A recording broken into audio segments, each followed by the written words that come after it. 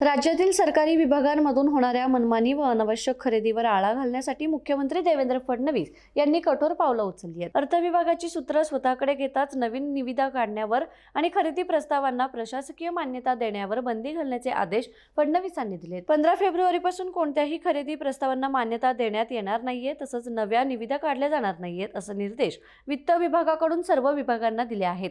Furniture दुरुस्ती, driver machine, संगणक उपकरणं, सुटे भाग, भाड्याने कार्यालय घेणं, सेमिनार, भौतिक कार्यशाळा आदी बाबींवरील खर्चाचा समावेश आहे। मात्र औषध खरेदीला या निर्बंधातून वगळण्यात आलंय। आरोग्य विभाग व वैद्यकीय शिक्षण विभागाला औषध खरेदीसाठी परवानगी देण्यात आली असून केंद्र पुरस्कृत योजना त्या अंतर्गत राज्य हिस्सा तसंच बाह्य सहाय्यित प्रकल्पांतील खरेदी प्रस्तावांनाही सूट देण्यात आली आहे। आर्थिक वर्ष संपत असताना अनेक विभागांकडून केवळ निधी खर्च करण्यासाठी घाईघाईने खरेदी केली जात असल्याचा अर्थ विभागाचा आरोप आहे।